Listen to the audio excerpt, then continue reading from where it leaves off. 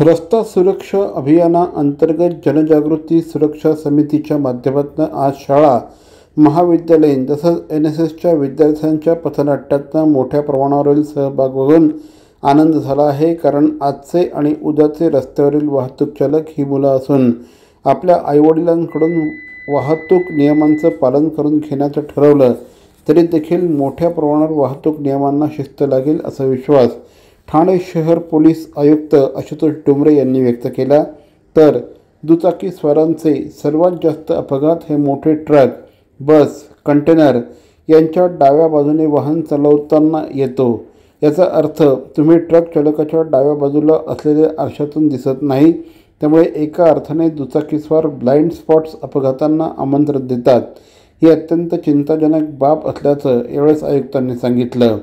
ठाण्यातील टिपटॉप सभागृहामध्ये रस्ता सुरक्षा अभियानाअंतर्गत आज एका कार्यक्रमाचं आयोजन करण्यात आलं होतं। दरम्यान अतिरिक्त पोलीस आयुक्त ज्ञानेश्वर चव्हाण यांनी आपण हेल्मेट न घालता बाईक चालवणं, सीट बेल्ट न लावता गाडी चालवणे, सिग्नल लेन तोडून वाहन पळवणं यामुळे एकंदर अपघातांपैकी 75% अपघात होतात असं निदर्शनास आणून दिलं। रस्ता सुरक्षा किंवा ट्रॅफिक डिपार्टमेंट 3 गोष्टींशी जास्त रिलेटेड असतं आणि त्याच्यावरच चालतं।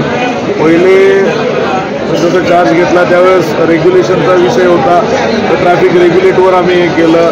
त्याच्यानंतरचं हे की एज्युकेशनचं आहे, आता एज्युकेशनचाही आपण चालू केला आहे आणि एन्फोर्समेंटचा ही आपला कंटिन्यू चालू असतो। ठाणे शहरातील भवानी ज्वेलर्सची प्रति ग्रॅम केवळ 250 रुपयांची घडणावळ सोने, चांदी, हिरे आणि प्लॅटिनमच्या आधुनिक आणि पारंपरिक दागिन्यांचं विश्वासार्ह दालन Bhavani jewellers, ice factory, Talao Pali, station road Thane आणि कल्याण लाल चौक येथेही भवानी ज्वेलर्स।